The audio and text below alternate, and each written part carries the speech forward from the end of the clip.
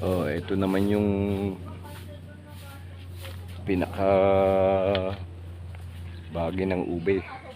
Yan, yung ube na ginagawang halaya, ginagawang minatamis. Yan. Ito may pinakaugat na lumalaki parang singkamas. Pero ito ay kulay ube.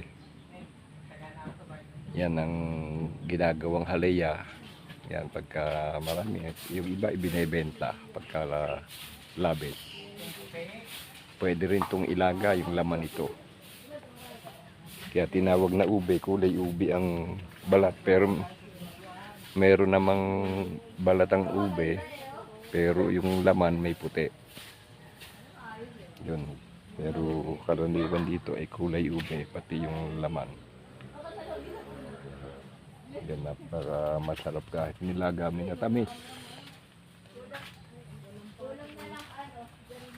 O ang kulay may datig na ube rin yung kanyang ang dahon.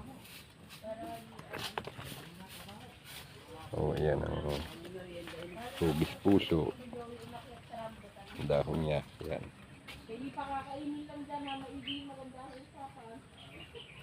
Bagay gumagapang siya. Yan. Pero ang laman niya nasa ilalim sa ugat.